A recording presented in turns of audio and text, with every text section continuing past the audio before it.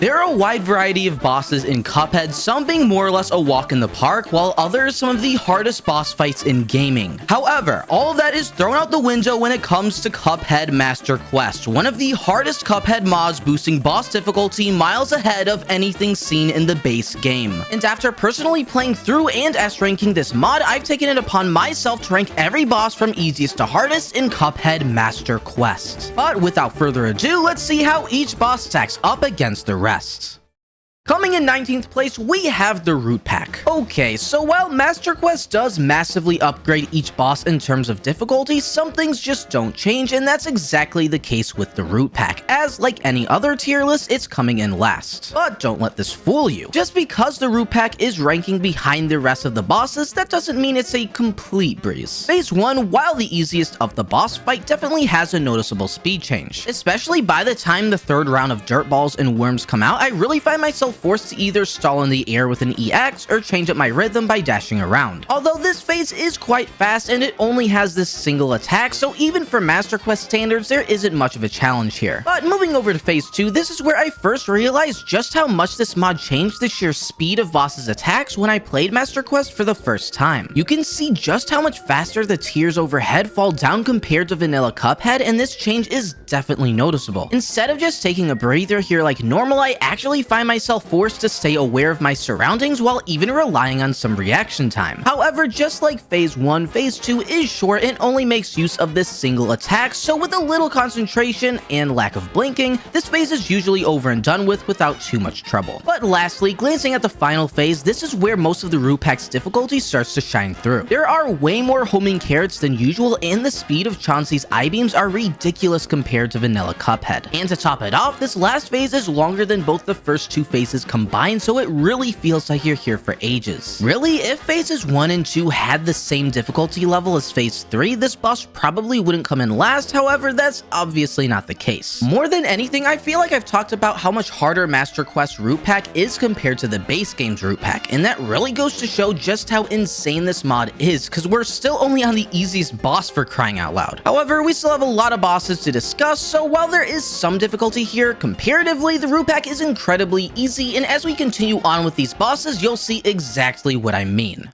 Up next, in 18th place, we have Captain Brinybeard. While taking after its vanilla counterpart being the easiest IL-3 boss fight, there are some noticeable differences here, and I think this boss's difficulty is a good bit above our previous boss, the Root Pack. The difficulty with this boss doesn't come in its individual attacks, but more so how they're strung together, creating some genuinely troubling patterns. When starting out phase 1, the shark, octopus, squid, and dogfish attacks only have a slight increase in speed and aren't particularly tricky to dodge, even when chained together. However, there are two variables that bump up this phase's difficulty immensely. The first of which being the barrel overhead that constantly remains an issue for this entire boss fight. Compared to vanilla Cuphead, this barrel moves side to side much faster and gives you significantly less time to move out of the way once it drops down. Then factor in variable number 2, which is the cannonballs that Brinybeard's ship shoots out, and you have yourself one chaotic phase. These cannonballs fly much faster across the ground, and they keep on coming every few seconds until this phase is over. Seriously, having to time jumps and dashes around the base attacks and keep an eye on the cannonballs, all while planning where to bait and lower down the barrel, really keeps you on your feet. And to top it off, Brinybeard forces you to keep up this constant cycle for close to 2 minutes, as this phase is annoyingly long. This is in part due to the nerf Master Quest places on Roundabout, Lobber, and Charge. Normally, I'd speed past this phase with a combination of Charge and Roundabout, but because these weapons do significantly less damage, the most viable method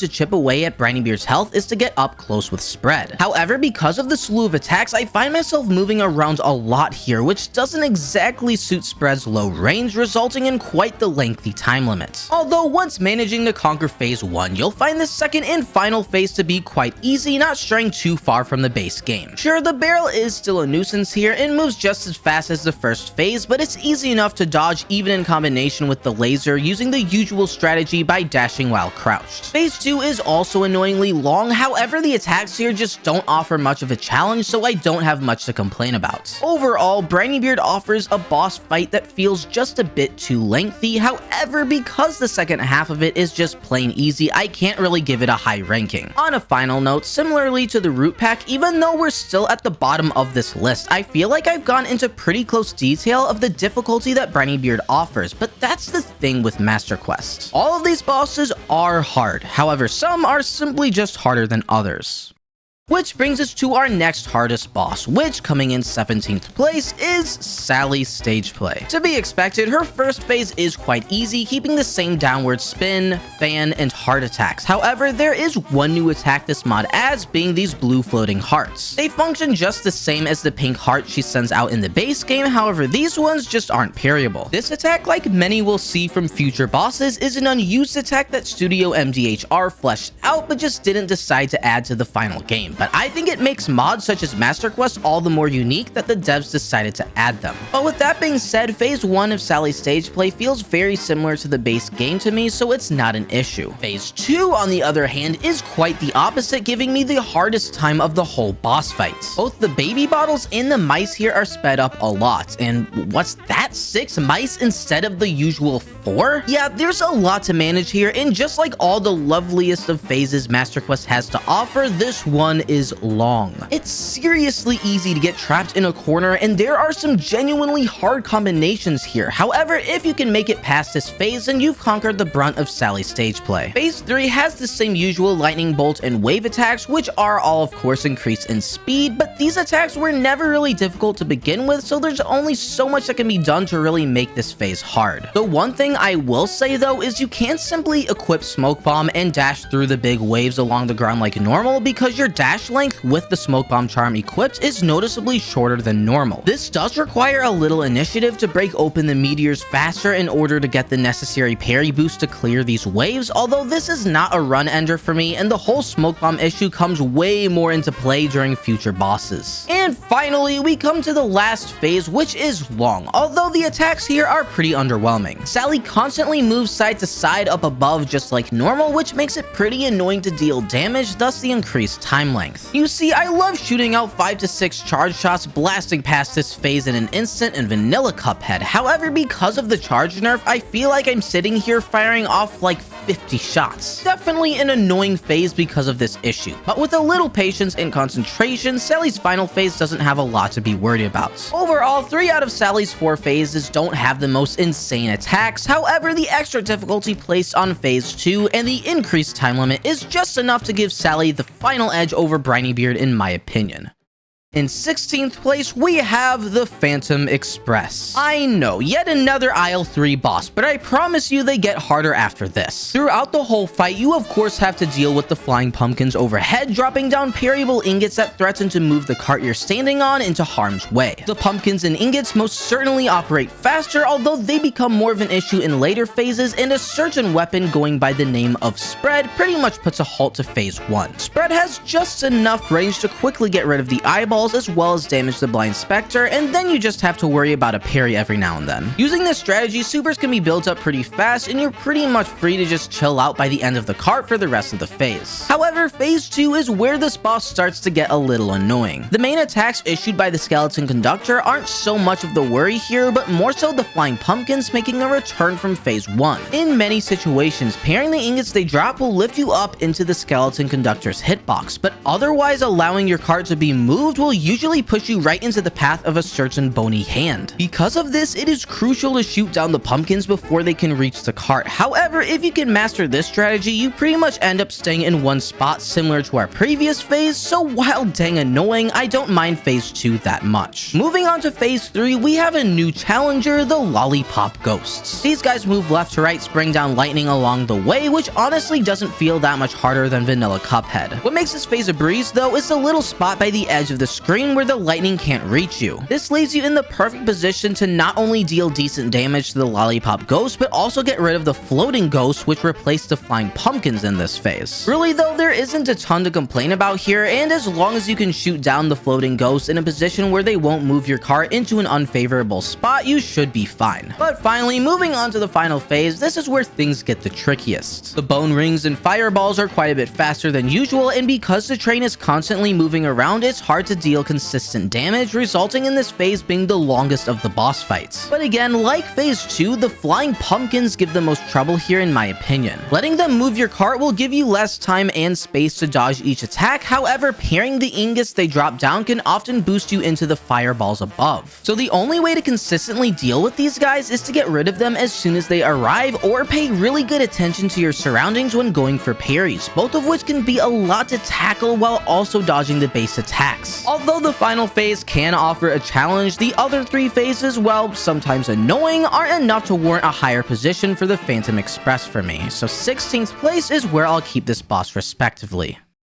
Coming in 15th, we have Goopy Legrand. For once, this guy isn't ranking at the very bottom of the tier list, and there are some genuinely tricky aspects of this fight. However, none of that can really be seen in phase 1. Goopy jumps pretty much the same as normal, with the only exception of throwing in a mega jump every now and then, in which Goopy exits the player's field of view above the screen. This attack can be enough to trip me out every now and then, as Goopy can still bounce off the walls and switch directions even when you can't see where he is, but for me, after some practice, this phase is fairly predictable, and phase 1 is usually pretty short anyways. However, phase 2 is where Goopy really becomes a pain in the butt. Goopy not only jumps quite a bit faster, but also leaves much less space to dash underneath him to safety, making this phase a huge adjustment from vanilla Cuphead. Not only this, but Goopy also switches up the timing of his jumps every now and then, which often leaves me dashing too early, placing me right into Goopy's hitbox. This phase requires a lot of reaction time and patience, although thankfully there's a lot of opportunities to deal really good spread damage here, so phase 2 is usually over in a relatively short amount of time. Unfortunately though, the third and final phase doesn't get much easier. You see, the blue slime minions from the Forest Follies run and gun make a guest star appearance, but I can't say their presence is particularly appreciated. Without them, this phase would be no trouble at all. However, the slimes not only serve as additional tricky obstacles to tackle while managing Goopy's main attack, but also direct a lot of your shots from dealing damage to Goopy himself.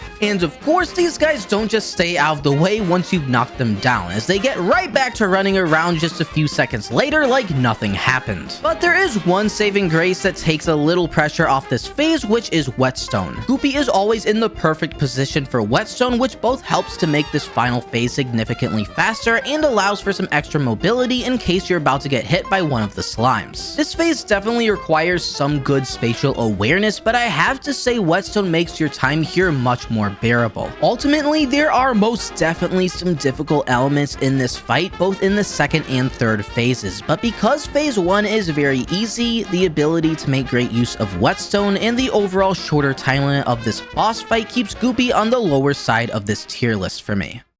Next up, in 14th place, we have Ribby and Croaks. Phase 1, while of course increased in length, feels more or less similar to the base game. It's easy enough to jump over most of the fists while also sending back roundabout shots, both damaging the boss and getting rid of the fireflies. Again, because of roundabout's nerf, this phase takes a bit longer than using a nether weapon such as spread, but because of the strategy I mentioned, I don't normally run into too much trouble here. Phase 2 definitely makes up for the first phase's lack of difficulty, but is comparatively quite short. First of all, Croak's Gust of Wind is much stronger, offering a lot more resistance than vanilla Cuphead, and both of Ribby's attacks are majorly sped up as well. Some of the planet patterns require some really precise dashes, and even the occasional fist attack calls for some decent speed, both of these even more of an annoyance from the almost constant wind pushing you towards the left. Although, like I said, this phase is generally pretty short and can sometimes almost be skipped entirely if you stack up enough damage from the previous phase, so the struggle here doesn't feel too long. But then we get to our third and final phase, which, speaking of length, blows the first two phases out of the ballpark. Seriously, this phase can sometimes last for almost 2 minutes, which is in part due to the fact that you can only damage Ribby and Croaks when they're actively attacking with either the bull, tiger, or snake platforms. Speaking of which, let's actually go over this phase's main attacks. The bull and tiger platforms, while increased in speed, don't give too much more of a problem than the base game, although the snakes are where things get difficult. Instead of keeping the same distance between the platforms throughout the attack, on Master Quest, the longer the attack goes on, the snake platforms start to space out more, requiring you to occasionally jump on the ground in between the platforms. This is such a change in rhythm and can be really tricky to get the hang of, and honestly, this attack can still be enough to trip me up to this day. Even after accounting for these 3 attacks, additionally, you're forced to get right back into jumping over the coins the second you finish dodging whatever attack was thrown at you, which can be a really hard adjustment. While I don't particularly mind 2 out of the 3 major attacks in this phase, surviving here really comes down to endurance, considering just how long Ribby and Croak's final phase lasts, which, as we'll see later, is a pretty common theme for many of the hardest Master Quest bosses. Ribby and Croaks is a boss that certainly has some hard attacks sprinkled in, and most importantly requires consistency. However, since my main trouble spot mostly just comes from the final phase, this boss will stay here in 14th place.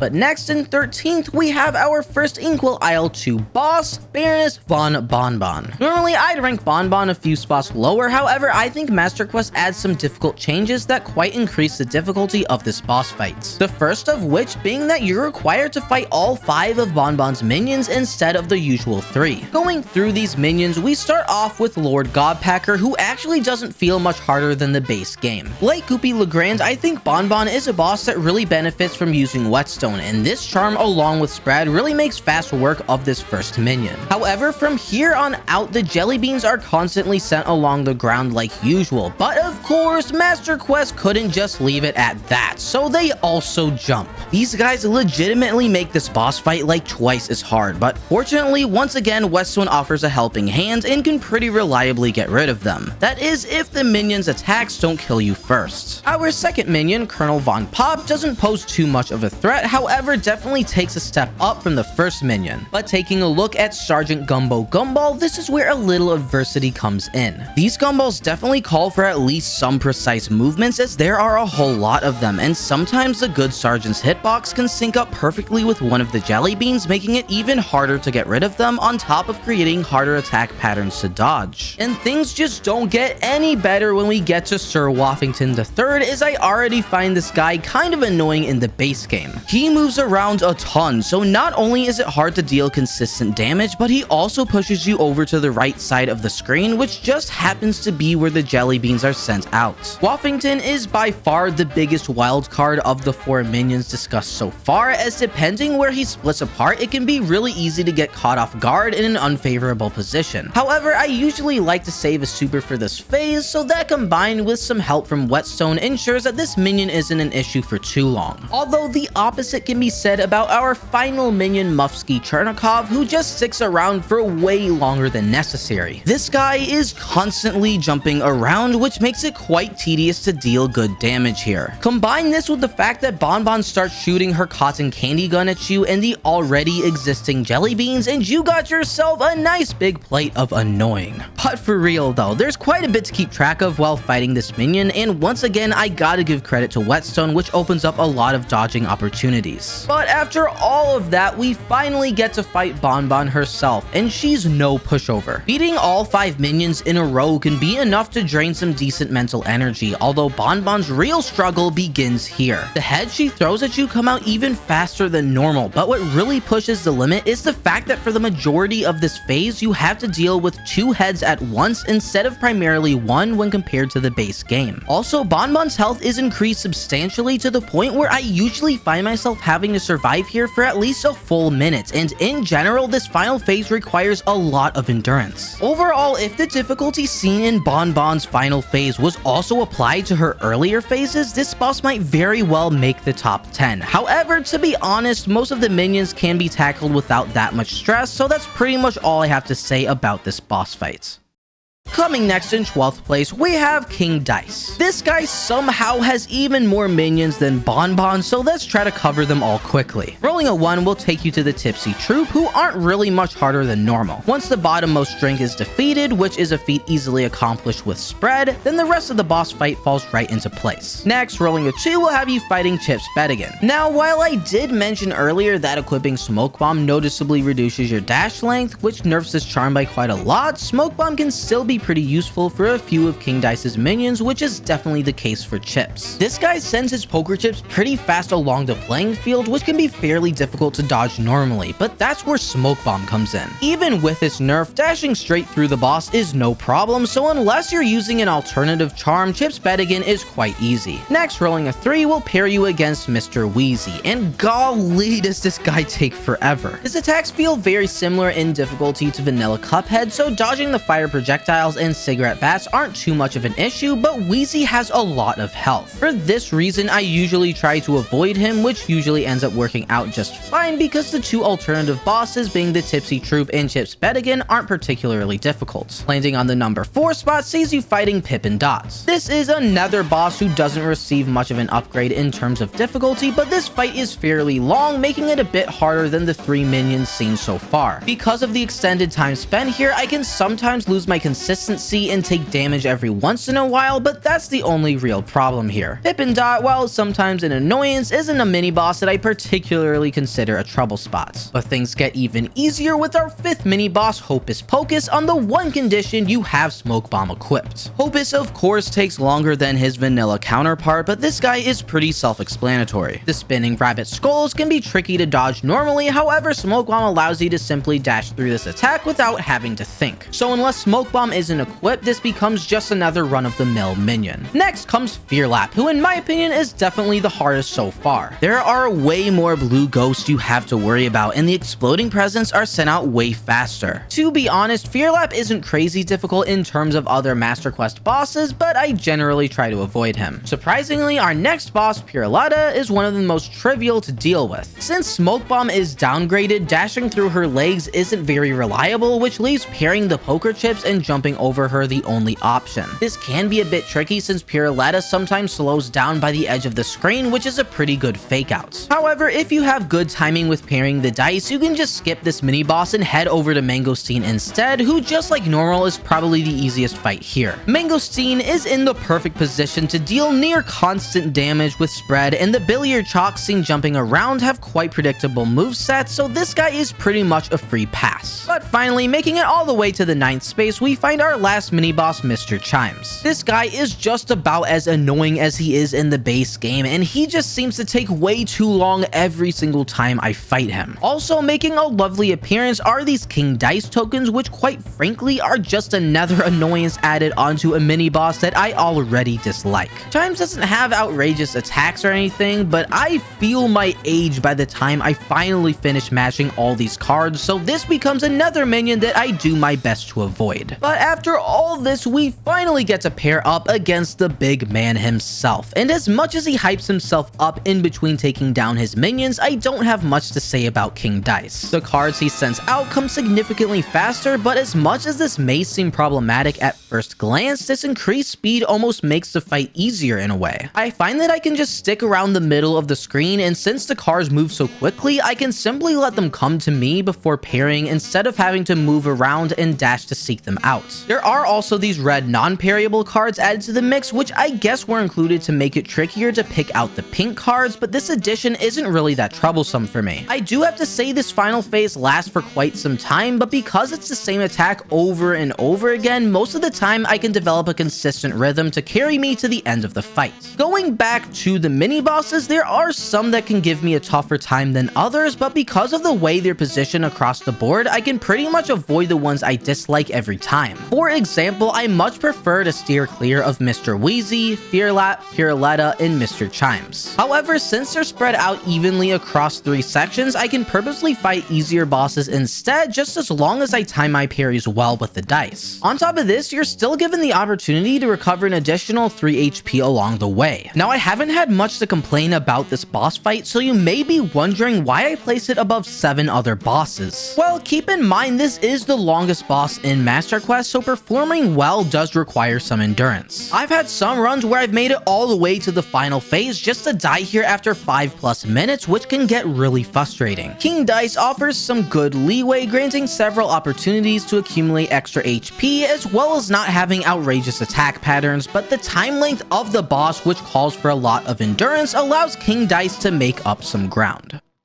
Next, in 11th place, we have Hildeberg. Her first phase is pretty much the same as usual, but don't worry, we're just getting started here, and this boss has a lot of difficult elements. One thing I can say about the first phase though is off the bat, it's apparent that these blimps have more health than normal, to the point where it's not practical to get rid of them all, which becomes more of a problem later on. But soon enough, we make it to phase 2 and fight Hilda in her transformed bull state. Now, usually you're assigned 2 of Hilda's constellations at random, but in Master Quest, all 3 of them must be taken on. This aspect really turns Hilda's boss fight into a test of endurance, but fortunately, phase 2 isn't that big of a deal. It's easy enough to sit atop with bombs or quickly shrink away from the bull when necessary, but it's just too bad the whole fight doesn't stay like this. Before her next transformation, the green blimps now enter the picture, and these guys become such a nuisance throughout this fight. They shoot out 1 more bullet than usual, which is hard enough by itself, but the bullets are also increased in speed, and like I said earlier, getting rid of these blimps isn't always an option, so you're forced to just deal with this added difficulty. But then we get to Hilda's Gemini phase. The streak of bullets moves a little faster than normal here, but I wouldn't say I mind this section too much. Unless you're getting terrible RNG with the green blimps, decent spacing is usually enough to advance without too many issues. Hilda then transforms into her base form again, and while I don't mind these attacks too much by themselves, at this point the boss fight starts to feel a bit lengthy. I mean, Hilda goes from base form to constellation, back to base form, then a second constellation, and back to base form again, and we're only halfway through the boss, for crying out loud. And after all the endurance required to keep things alive up to this point, we get to Hilda's Sagittarius phase, which takes things to a whole new level. The blue stars are considerably faster, but what really takes the cake are the green blimps. One of these guys gets sent out every few seconds, and the constant bullets they shoot, along with multiple stars always tailing from behind, create some really hard patterns to dodge. And of course, even after mustering enough patience to conquer this phase, the green blimps just have to put on one final show. In Hilda's last base form, 2 of these blimps are sent out at once, meaning along with her regular tornado and laugh attacks, there can sometimes be 10+ projectiles on screen at once. I can't put into words how annoying it is to get hit here from just a couple of these green blimps, but at least the time spent here is pretty short, and the final phase can finally be taken on. Speaking of which, Hilda's last phase ends off with a bang. The number of stars as well as their speed is increased, but the main point of difficulty comes from the UFOs. There isn't much space between them, and the beams they shoot down are quite fast. You have to really stay on top of baiting the UFOs and moving under them quickly, as there isn't much time for hesitation. That being said, I do find there is somewhat of a rhythm to this phase, and it isn't total chaos. As long as I'm careful not to let myself get pinned against the left side of the screen, I feel the time given to navigate under each UFO is pretty fair, although that's not to say tough attack patterns aren't seen here. Overall, the first half of Hilda's boss fight isn't too much of a worry, but the strong difficulty spike that takes place in Hilda's later phases bumps her up quite a few notches.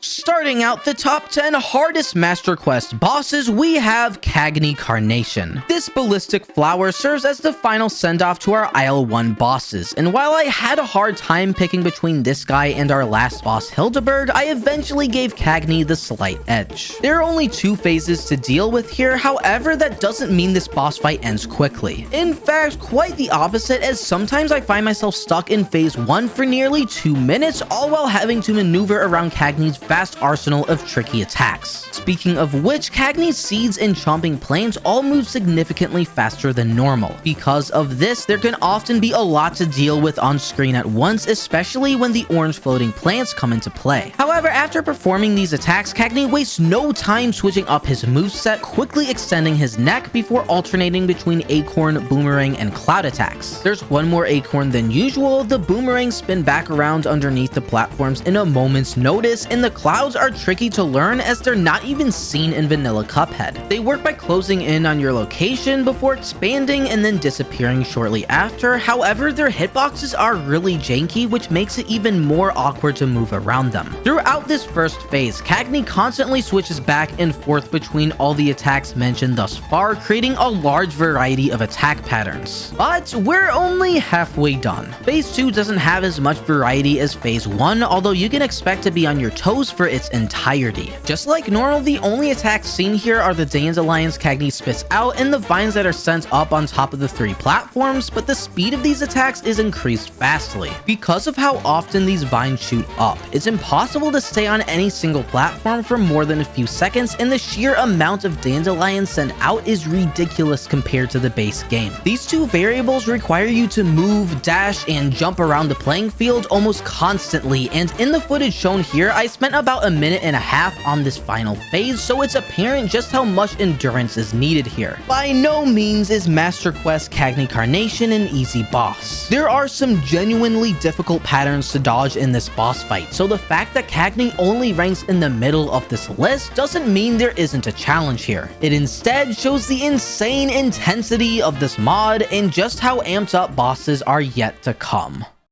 In 9th place, we have Werner Werman. This guy is one of the easier bosses in vanilla Cuphead, however, Master Quest adds quite a few changes that really level up this boss. That being said, there isn't much to say about the first phase though. The bomb and catapult attacks feel quite similar to expert mode, and even the unused rocket attack shown off here can easily be jumped or dashed around. The biggest change is seen in Werner's lunge attack, which has a massive speed increase, but even this can simply be avoided with whetstone or a well-timed parry on the springs. But then we come to phase 2, which is where the simplicity comes to an end. Instead of sticking in the middle of the screen like usual, Werner now moves side to side for the entirety of this phase, which places a huge emphasis on positioning. The bottle cap saws move faster, and Werner also occasionally shoots out a parryable pellet to either side. Werner's constant motion combined with having to maneuver around the saws makes this phase surprisingly hard. It's incredibly easy to get caught against the side of the screen with nowhere left to move if you aren't careful. Phase 2 requires a lot of foresight in the sense that you always have to be aware of where Werner is moving to next in an effort to find what's sometimes the only safe area left on screen. I found whetstone to be pretty helpful here, but no matter how you configure your charms or weapons, this phase requires some crazy spatial awareness. But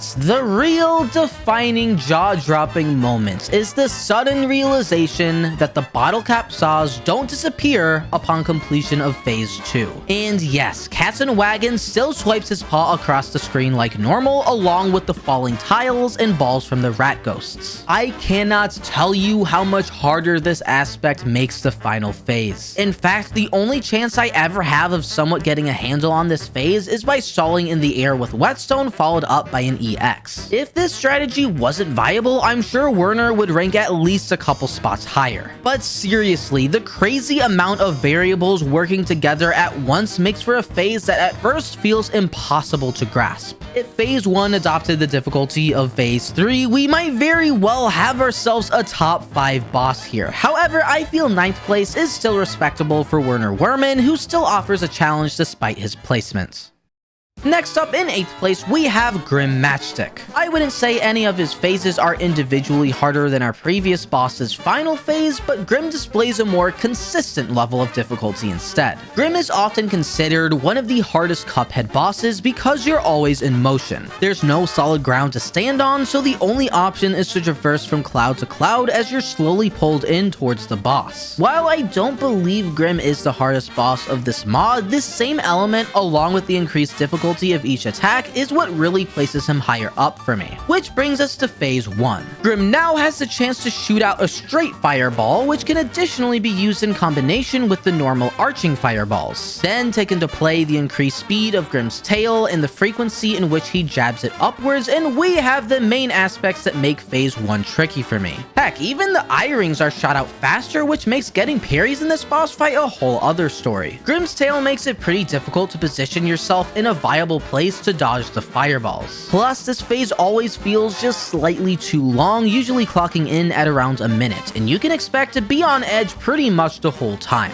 Moving over to phase 2, there isn't much leeway here either. First of all, the direction of the cloud's movement is reversed before this phase starts, which only makes it more difficult to deal consistent damage since you can't face Grim for long before having to turn around and jump to the next cloud. And not to mention, the fireballs jump faster and way more frequently. Usually I like to jump over each of these fireballs, but because of their speed, I'm often forced to dodge underneath them, which can be a difficult maneuver to perform split seconds. But as long as you have a careful eye, the fireball's trajectory can be determined somewhat accurately from the location they look, and Lobber puts in some good work here, so it's not a terribly long phase. But then we get to phase 3, where of course the clouds increase in speed, because why wouldn't they? And Grim's fireballs are sent flying out significantly faster than normal, which is the main point of difficulty here. Grim still uses the flamethrower attack like usual, but there isn't much to complain about that, so the fact that you're really only dodging one attack for 90% of this phase shows just how challenging it is. But if that wasn't enough, there's also a bit of a weapons dilemma to account for. See, I usually like to use charge on this phase. It already has the second highest DPS in the game, which not only makes this phase shorter, but also reduces the chance of splitting open the fireballs as you have full control over where your shots land. But as I previously mentioned, charge is nerfed in this mod, so you're forced to either use it and suffer a longer boss fight, or use a weapon like Lobber instead, which might save time but makes it nearly impossible to avoid breaking open the fireballs, which in turn creates harder dodges. I usually opt for the former, but as a result, this phase typically takes a little over a full minute, which just feels like ages in a phase like this. Phase 3 really does keep you on your feet. It's already hard enough to dodge Grim's fireballs, but having to additionally focus on traversing the clouds while also taking moments to turn around and shoot at Grim makes it the hardest of the boss fights. Overall, Master Quest takes an already difficult boss and amps it up tenfold, which is more than enough to comfortably place Grim in the upper half of bosses.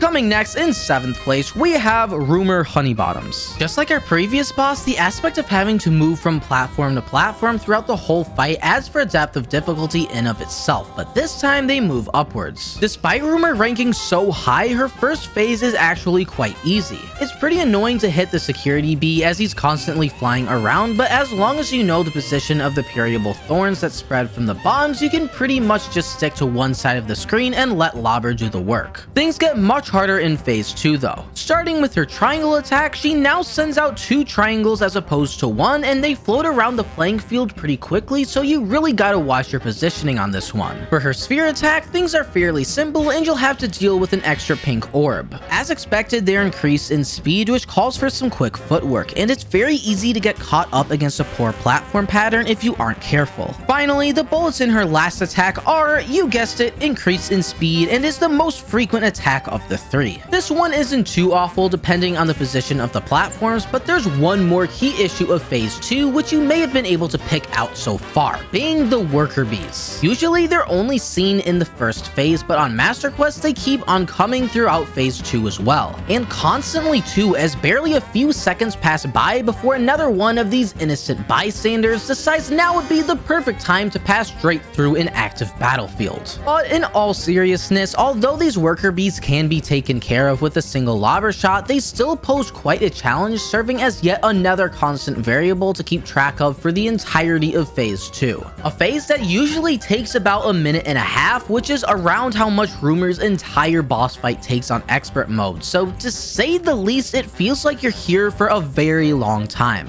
The time length, worker bees, and core attacks themselves all amount to a phase that's much more troublesome than it seems on the surface, and after completing it, I can guarantee you'll want nothing to do with Rumor. However, our time here isn't cut short yet, as there's still one more unforgettable phase that doesn't ease the player out whatsoever. The first thing of note is that the platforms move downwards faster than the previous 2 phases, pulling you even closer towards Rumor if you stay put for too long. Also sped up are Rumor's fists and saw attacks. Because of the already trippy trajectory of the fists, the added speed makes it quite hard to find a safe place to stand and focus on dealing damage. But Before long, you're forced all the way to the other side of the screen when Rumor pulls out her saw, and unless you act immediately, this phase will come to a quick close. Now, let me say Smoke Bomb is usually a very helpful charm in this final phase. The difficulty provided from the fist is almost entirely removed, as no matter where they're sent from, you can simply dash right through them, allowing full attention to be drawn to the saw and ultimately damaging the boss to complete the fight for good. But as I explained earlier, Smoke Bomb reduces the length of your dash, so this charm becomes more of a hindrance here, as sometimes you don't have enough distance or speed to make it to the next platform, especially when the saw comes into play. This forces the player to instead dodge each attack naturally and uncover the long-lost art of positioning, a task that becomes all the more difficult with the constant array of fists heading in from every direction. Besides phase 1, this boss fight doesn't let up. The last 2/3 of our encounter with Rumor Honeybottoms can get quite grueling, combining her deadly attacks with a noticeably increased time limit, which turns a run-of-the-mill boss fight into a real battle of endurance. In 6th place, we have Beppy the Clown. The last few bosses we've seen are without a doubt tricky. However, these last 6 take it to a whole other level of their own. Let me take you on a journey, a roller coaster if you will, through Beppy the Clown, whose first phase I can only describe in one word: speedy. The ducks overhead, the bombs they drop, and Beppy himself atop his bumper car all fly across the screen at speeds unlike anything seen in the base game. But I would argue that none of these aspects take the difficulty crown for phase 1. That trophy goes instead to a particular new mechanic Master Quest adds to the ducks. See, once they appear, you can usually shoot them down once and then not have to worry about taking damage from them anymore. But in this mod, the ducks hitboxes are re-established less than 2 seconds after initially shooting them down. This means you have to be really careful about jumping up into one of these ducks even if you've already shot them down moments earlier. When playing this boss for the first time, this aspect can get trippy. But after learning the correct positioning and safe windows to jump over Beppy, phase 1 becomes more or less a warm-up for the rest of the fight, which really does make this phase look like child's play. Like usual, the roller coaster starts showing up in phase 2. However, it's way faster than usual, which not only makes dodging Beppy's other attacks all the more difficult, but also decreases the time before the roller coaster returns. Arguably just as problematic though are the dog balloons. They see quite the speed increase. 3 of them can even be sent out at once, and quite often another wave of balloons enters the playing field before the previous wave is fully gone yet. In order to fully survive here, you really have to be precise in your movements, because as soon as the roller coaster comes out, you'll be required to make full use of dashes, ducks, EXs, and more just in hopes of not getting caught by one of these dog balloons. Similar to Werner Werman's final phase, hitting Beppy with Whetstone followed by an EX from Spread can deal a lot of extra damage to make this phase go faster and also give you enough time to stall in the air in order to get a little more breathing room. Even with this strategy though, phase 2 is stressful and you really have to be on your A game. The roller coaster increasingly becomes an issue in our next phase as the space in between each set of passengers is cut in half. This makes Beppy's green horseshoe attack a nightmare to maneuver around, but let's start with his easier attack of the two, the yellow horseshoes. Heck, the word easy can't really be used here as these horseshoes come out fast. Combine them with the coaster and you really gotta jump quickly in order to carefully position yourself under the only safe opening as these yellow projectiles quickly fall down around you. But I can't even complain about this when you have attacks thrown in like the green horseshoes. Beppy now shoots out 3 sets of them instead of 2, leaving very little space in between each of these sets. Now, if you get good RNG, you can easily sit underneath Beppy while dealing great damage and not having to worry about dodging whatsoever. But since the roller coaster comes out so fast, opportunities like this are often hard to come by, and you're instead forced to dodge the green horseshoes while on top of the roller coaster. And let me say, this combination ends me. Sometimes you have to barely tap the jump button in order to avoid bonking your head on one of these horseshoes. Ducking is an absolute must, and the precision here is daunting, especially when attempting this phase for the first time. But if you've made it past all of this, you now get a ticket it into the final phase, and to put it bluntly, this one sucks. The first main difference that you'll notice here is this red film that covers each of the moving platforms whenever you jump on them. What could this mean? Oh, I don't know, that the platforms disappear after less than a couple seconds once you've touched them? This is a very creative and more so unexpected addition to Master Quest that just makes dodging future projectiles that much harder. And speaking of projectiles, the baseballs from the penguins are at least the same as usual, and yeah, of course they're not. They're different. For some reason, these little guys have been storing an extra baseball that we didn't know about, because now they throw out 2 each. This seriously makes the last phase so much harder as opposed to the base game. No matter where you stand, you're always going to be bombarded with baseballs, and because of the new way the platforms function, dodging opportunities are only further decreased. I've already mentioned that the platforms disappear shortly after you stood on them, but this also means they can't viably be used as a method for dodging the baseballs. In the base game, sometimes it works to ride on one of these platforms over to the right side of the screen, while most of the projectiles safely pass by around you. However, on Master Quest, this simply doesn't work anymore because of the way the platforms work, and trust me, if you're on one of them when they disappear, only further disorientation will arise. Now, one method that does work well is using a super to get rid of all the penguins, thus giving you the full opportunity to focus on damaging Beppy. As we know though, supers don't exactly accumulate quickly, and the next batch of penguins always seems to arrive moments later, leaving you with only your skills and wits to make some sense of what's going on. Beppy the Clown really is a fast-paced boss, and what's seen here is just miles ahead of vanilla Cuphead. I feel 6th place is a fair position for Beppy, and I can guarantee no matter how many S ranks or 300% save files one might have in the base game, this modded boss will make anyone feel as though they're playing the game for the first time again. Rounding out the top 5 most difficult bosses of Cuphead Master Quest, we have Jimmy the Great. This boss has so many different elements to keep track of and 5 whole phases to cover, so there's quite a bit that needs unpacking here. From the get-go, phase 1 makes some changes that really test your endurance. You see, in vanilla Cuphead, Jimmy has one of 3 attacks that he'll perform at random here. However, in Master Quest, you're required to struggle through all 3 of Jimmy's attacks every single run. Although the usual randomization is removed and Jimmy always starts off with the swords attack. This one might just be the easiest of the 3, but that being said, quite a bit more swords get sent out than usual, each one also being a bit faster. I don't mind this attack that much, although you gotta watch your positioning a bit when Jimmy shoots out his skull. Next, he calls on cat sarcophagi, which slightly take things up a notch. There is a higher frequency of the sarcophagi themselves, which increases the amount of overall floating cats. This makes it a bit harder to find open spots to dodge, but if you can get a nice circular rhythm going, it's pretty doable. Finally, we see the treasure attack. However, it doesn't typically give me too hard of a time. Sure, there are a lot of projectiles on screen, but that's been an issue in this mod for a while now, and any of the reaction time skills used on many of the previous bosses should suffice just fine. So I don't really dislike any of these attacks that much individually. Each one takes close to 20 seconds on average, but it's when you place them in line one after the next that makes this first phase troublesome. If this marks even the first third of the entire boss fight, then I might not be at odds here, but it's realizing that you've only just begun Jimmy upon completion of this lengthy first phase that the real dread starts to kick in.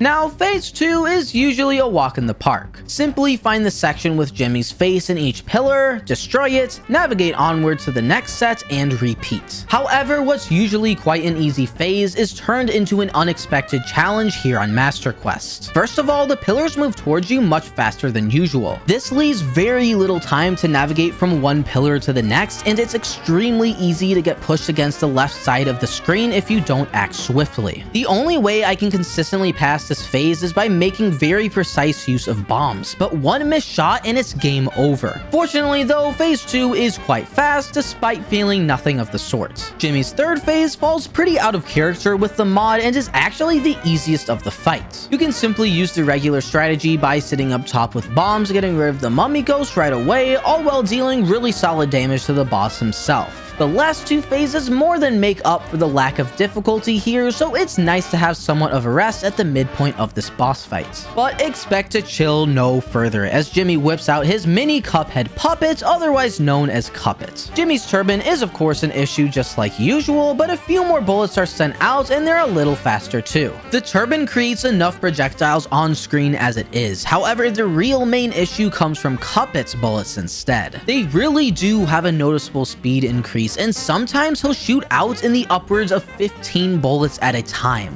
Positioning is absolute key here in a couple different ways. Firstly, the turban constantly follows you around, so it's crucial to bait it into a manageable section of the screen before it sends bullets flying everywhere. And secondly, when you have to dodge bullets from the turban and Cuphead at the same time, it can be really hard to determine exactly where you want to be, and it's so easy to get bunched up somewhere unfavorable because of the crazy amount of projectiles on screen. Overall, Jimmy's turban and Cuphead work together to create a genuinely stressful phase. But if stressful is what I'm calling phase 4, then I don't know if a word exists that can accurately sum up Jimmy's 5th and final phase. At first, things don't really seem all that different. The eye pyramids don't move any faster, and the ring projectiles Jimmy sends out are about the same despite there being a higher frequency of them. However, all this changes when out of the blue, 2 of the pyramids open up at once. The way the cross patterns they both create interlap over each other is incredibly disorientating when playing this phase for the first time. There's often only a single tiny space where you can actually dodge these energy beams, and finding this space is incredibly hard. It requires a lot of foresight to envision how the double cross pattern will be positioned before the eye pyramids even initiate their attack, and insane predictions like this are the only chance at surviving here. Jimmy's ring projectiles only make things harder as well. You have to make sure you're not baiting them in a section of the screen where you think you'll need to be in order to dodge the double pyramids, but how does one even discern where these safe spaces will be? This phase also lasts for about a minute, so you can expect to have to dodge the double pyramid variation at least a few times. Jimmy's final phase is seriously hard and even more difficult to get a handle on for the first time. It really is one of the hardest phases of any Master Quest boss, and the fact that you have to do it last makes it even more intimidating. We would definitely have ourselves at least a top 3 boss if the rest of Jimmy's fight was anywhere near as hard as his conclusion, but the final phase alone elevates this boss to an unreal level that still places him near the peak of this mod.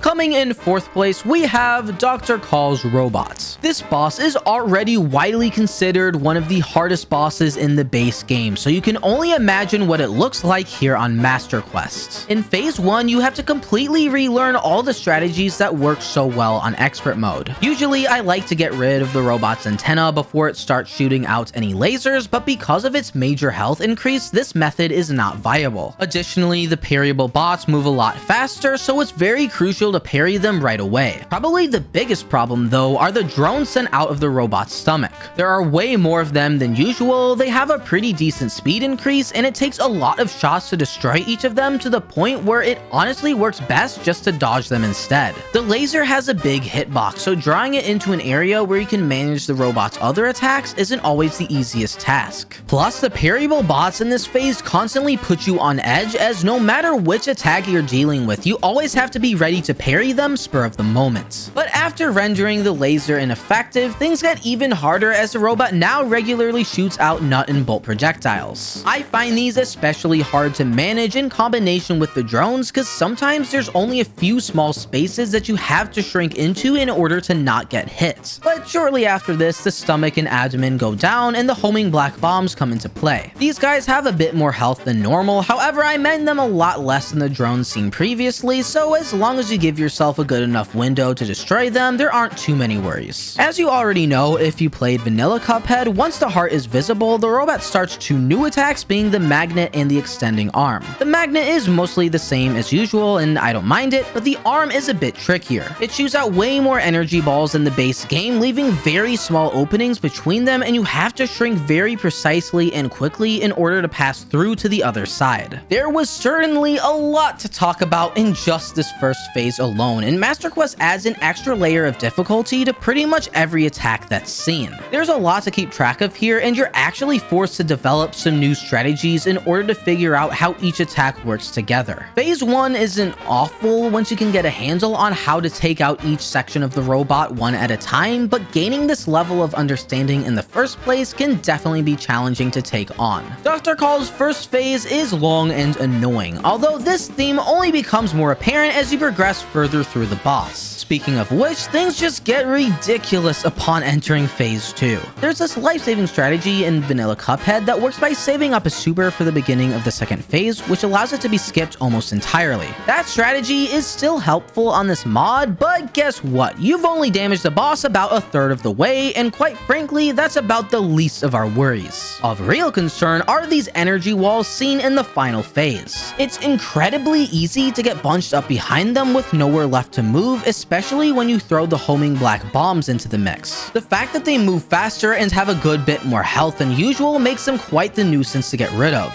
Sometimes I'm left with 3 of them on screen at once, only to get hit by their huge blast radius when they collide together. And because the robot's head is constantly moving, it's not easy to deal damage, which extends this phase a lot. But like I said, the main issue really is just the energy walls. They make the playing field feel so much more constrained, and with them present, it's very hard to deal with the bombs at the same time, as well as simply shooting the robot to actually make progress towards finishing the boss fights. But now we finally transition to the final phase, which is mostly what gives Dr. Call his reputation for being so difficult. Unexpectedly, this is the phase that sees the least amount of changes, although that's not to say you ease your way out of the boss fights. Like usual, you have the red and blue diamond attacks Call alternates between. The red energy projectiles, while perhaps being a little faster, feel fairly similar to the base game. Things get slightly more trippy with the blue energy projectiles though. They're still shot out in individual lines like normal, however these lines on Master Quest seem to be much more broken up, which makes for more unpredictable patterns. Also, each projectile is placed significantly closer together than the base game, so it can require some decent precision to safely pass between these lines. These are, of course, the only 2 attacks here, but phase 3 is long and it's very easy to get worn down quickly. The energy walls often block many of your shots, so sometimes you're forced to navigate to less savory positions in order to deal somewhat consistent damage, unless you want the last phase taking 2 minutes, that is. While nothing is majorly changed, the final phase is a stressful experience that requires your undivided attention every step of the way, despite a lot of mental energy being drained from the previous sections of the boss. Overall, Dr. Call is already thought to be one of the hardest bosses in the game, so upon falling into the hands of an incredibly difficult mod such as Master Quest, you can't really expect anything less than a well-rounded, intense trial, which is exactly what we got.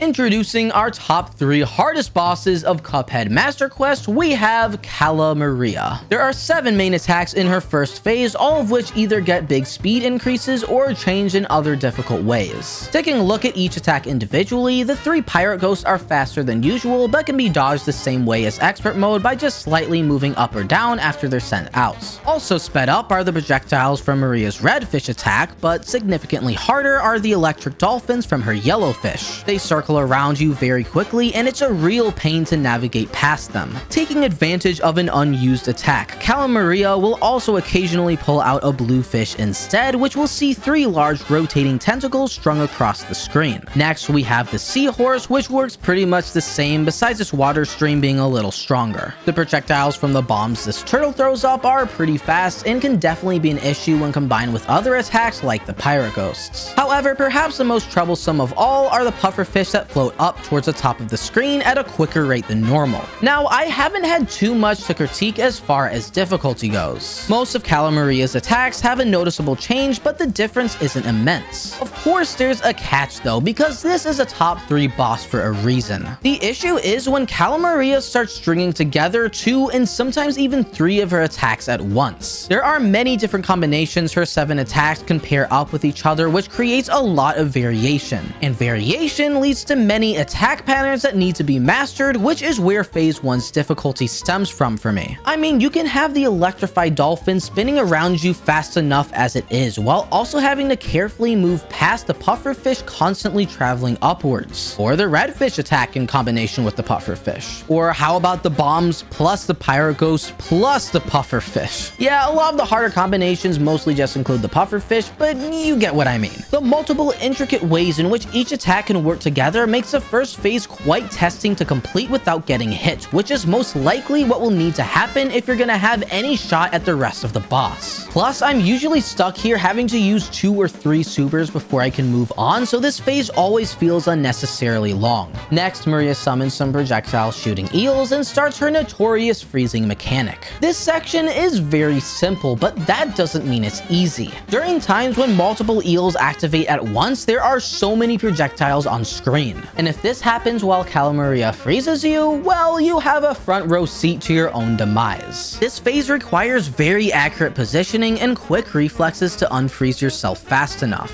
In fact, it was through playing this Master Quest boss that I learned outside of directional movement, you can also press other inputs such as dash, weapon switch, or parry to unfreeze yourself even faster. I might just be slow for not realizing this sooner, but my point is that this modded boss forced me to learn its mechanics completely just for the possibility of beating it to become a reality. I mentioned that positioning is important here. This is because you need to be able to place yourself in a spot where you can stay completely still for a second while unfreezing yourself without getting hit. However, it's often very hard to actually predict where these safe places will be because many times Calamaria freezes you right as the eel's projectiles are sent out, not giving you enough time to visualize which section of the screen you should move to. Overall, even if you're using supers to dodge Maria's freezing attack while getting rid of the eels, there's no way to make it past this phase without experiencing at least a few difficult combinations, all of which really test you as a Cuphead player. Unfortunately though, it gets infinitely harder. In the final phase, both the ghost skulls and the spiky platforms travel so much faster. This makes it very hard to deal with Calamaria's freezing attack. The only viable strategy I've found here is to stick to the left side of the screen while trying to make note of every obstacle coming over from the right. But that's easier said than done. It takes incredible reaction time and precision to position yourself in a space where you can safely unfreeze yourself without being forced into a head-on collision. It really is nerve-wracking just watching one of these ghost skulls or spiky platforms getting closer and closer, all while wondering if you'll be able to free yourself in time. And even when not frozen, precise shrinks are still required for many of the dodges here. Often lasting at least a minute long, this final phase is nothing but anticipation and stress, all while requiring your full suit of positioning skills as a Cuphead player. Master Quest Calamaria is a boss that starts off strong and gets harder with each phase before culminating into one of the most anxiety-inducing finales I've had the honor of being a part of, which comfortably establishes her in our top 3.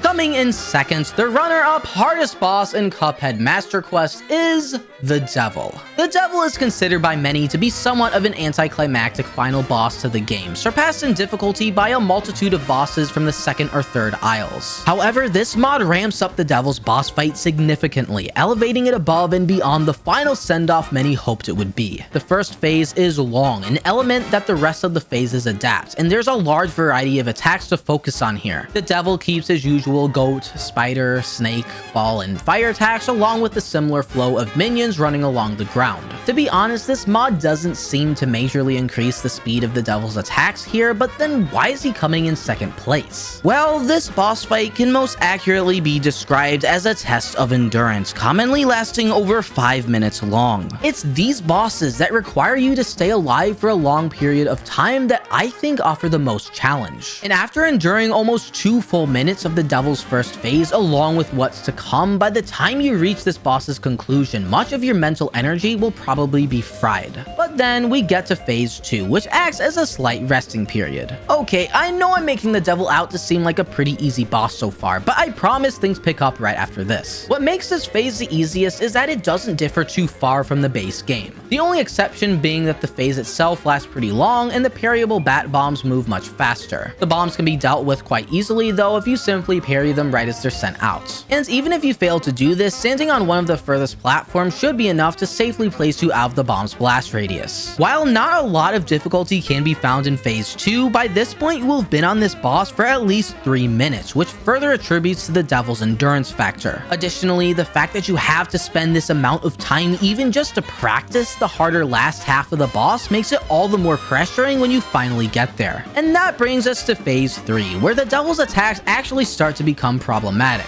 At almost all times, it seems there's either an imp spinning downwards or a skull from the purple minions crowding the screen and working together to create some really tricky patterns. But the hardest factor is definitely the 3 platforms you stand on throughout this phase. They move up and down at a faster, more unpredictable rate than the base game, which makes it so easy to get pushed up unexpectedly into an obstacle at any moment. And because of the constant rate of falling poker chips, you're forced to regularly switch from platform to platform, which can be another huge throw-off. This phase and the whole boss in general is one that largely benefits from whetstone use, allowing better clearance of the imps overhead while also maximizing damage. However, even this charm doesn't change just how long Phase 3 can last, and by the time you reach the devil's 4th and final phase, it's not uncommon to have spent 5 whole minutes on this boss. Speaking of which, the devil's last phase is usually a nice sigh of relief and an easy ending to the boss. Of course though, to no surprise, Master Quest greatly elevates this phase, making it arguably the most stressful moment of the whole fight. The poker chips fall faster here, as do the tears, but once again, like Phase 3, I gotta give it to the platform that you're standing on. It sporadically moves up and down instead of just sticking in one place like the base game. Simply watching this phase is no testament to actually playing it for yourself, but the way in which the platform moves makes it increasingly awkward to jump up and around the poker chips. And parrying the tears is also risky, as even doing so correctly can sometimes lead to questionable damage, or you can simply boost yourself up into another tier since there's a higher output of them. And the typical 30 seconds or longer spent here feel like an eternity, considering failure means a 5-minute setback, which can't be said about any other boss's final phase, besides King Dice that is. The devil stays true to his name, offering a deceivingly difficult experience. He starts out with fairly simple attacks, but by the time you get to the very difficult last 2 phases of the boss, you'll realize the time spent on the easier beginning only serves to wear you down more than any other boss. Well, all except for one. But that doesn't change the fact that the devil requires some next level endurance, turning it into the ultimate test of consistency.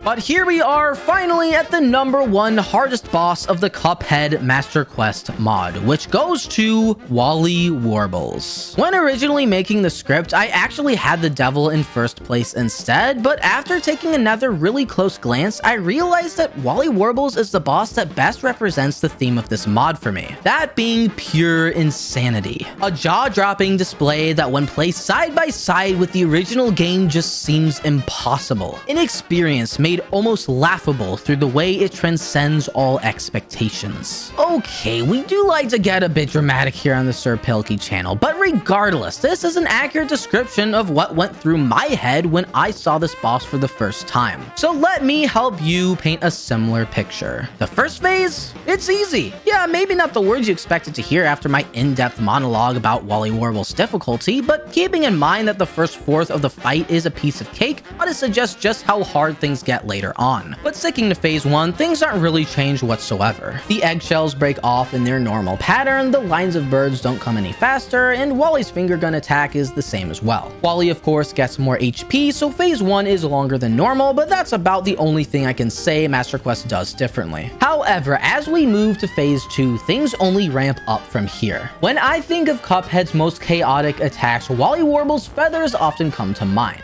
I mean, once you understand their pattern, they become predictable, but for all new players who haven't figured out this attack, I think it's extremely easy to get overwhelmed by the sheer amount of projectiles that cover the screen. Well, let me tell you, Master Quest definitely made me feel like I was playing the game for the first time again, because the feathers here are ridiculous. They move so much faster and there's significantly less space in between them. I know it looks like I'm just barely moving up and down, and that's true, but I can't overemphasize just how trippy this attack is. It's very easy to get thrown off from whatever rhythm you may have developed, and the feathers have an easy way of playing with your eyes, causing you to lose track of your character. This attack requires full awareness of all incoming projectiles, and simply focusing on one like you might do for the rest of the game's attacks will cause you to get hit very quickly. It's an unintuitive, unfamiliar way of dodging, and the fact that this phase causes you to play outside your comfort zone so much is what really elevates it for me. And don't even get me started when the lines of birds show their faces, as you gotta worry about them while getting rid of the feathers at the same time? Well, let's just say they can distract your focus in the blink of an eye. As a side note, I really like the addition of parryable feathers being thrown into the mix. They add a needed sense of variety, but actually pairing them in the middle of high intensity dodging can be another story. Additionally, after a couple cycles of feathers, Wally will switch back to his phase 1 attacks, except now they'll be much faster. I wouldn't say this aspect makes phase 2 harder per se, since despite their speed, the eggshells and bullets can be dodged using the same positioning. However, this increased variation is enough to keep you on your feet and further throw you off if you're not paying attention. I will say that after extensively learning and understanding the pattern of the feathers, this phase does become more manageable, but that's hardly an easy task. Experiencing these feathers for the first time, it's incredibly difficult to make sense of what's happening here and how to position yourself correctly, and even for the more seasoned players, this phase still requires absolute focus. Like us, Wally has had enough by now and calls out his son Willy to do the dirty work instead. Rather than the usual 6 eggs circling around him on expert mode, Wally now opts for 10 eggs. This results in there being much less space in between each egg, making it quite a bit harder to enter and exit the egg circle. The bullets from Willy's ray gun also have a pretty big speed increase, so they often have to be parried earlier than you'd think. I found that this phase can somewhat be cheesed with effective super usage and isn't incredibly long. With that being said though, I still never pass this phase without having to pull off at least one incredibly precise dodge in order to pass through the egg ring. Heck, even when shrinking, some patterns barely give you any space to squeeze by, and this phase, while not too long, is not one to be underestimated. But I'm afraid Wally Warbles is just one of those bosses where his hardest phase falls last, and this phase in particular is the most difficult out of any Master Quest boss in my opinion. The hardest aspect by far here is the trash that Wally spits out. There are more projectiles to deal with, and they're faster, but worst of all is how they leave the top of the screen before falling back down moments later. Since visibility of each piece of trash is removed, it's very hard to accurately predict their trajectory, as by the time they do show up again, there's barely any time to register them and act accordingly. And the trash only becomes increasingly more difficult to dodge when the medic birds come into play. Both of them send up their pills more frequently, and the pellets that branch out from them are noticeably faster as well.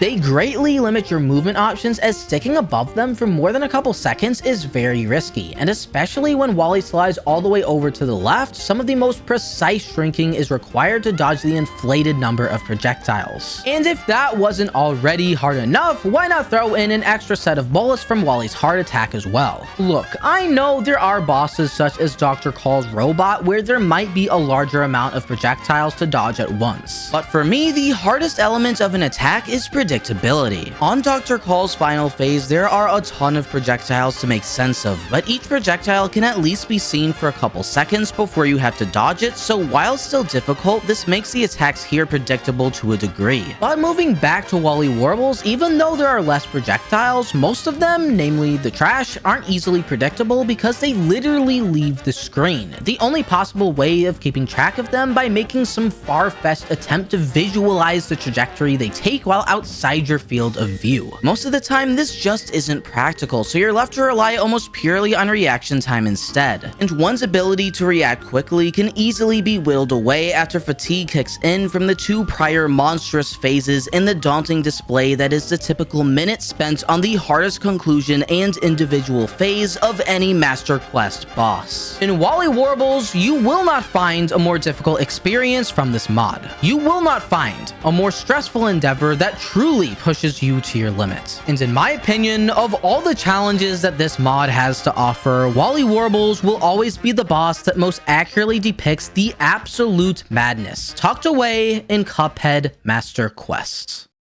But with that, we've reached the end of my boss ranking. If you've had the pleasure of playing this mod for yourself, let me know your opinions in the comments, because I'd love to hear your thoughts. Or if you simply want to check out the Master Quest mod, a link to it can be found in the description. A like and subscribe would mean the world to me, and thanks to everyone who made it this far into the video. I hope you enjoyed. But before closing, I gotta get real with y'all. I know it's been a while since I've posted, and I deeply apologize. Over the past year, I've experimented a lot with streaming other games and just in general trying to figure out my place as a creator here on YouTube. I'm not gonna let that or anything else serve as an excuse for myself, but let me just say I am glad to be back doing Cuphead. That doesn't mean I won't branch out and try other games in the future, however, staying true to this channel's origins feels right. Despite my extended hiatus, I feel so blessed and grateful to all of you who've continued to watch my videos. I never would have expected this level of support, and I appreciate it so much. Thank you. I'm just glad the content I've made so far has been able to bring some enjoyment to others, and that's all I can hope to keep doing with future content. Thanks so much again to everyone who watched this video, and I'll see you all in the next one. Peace out, fellas.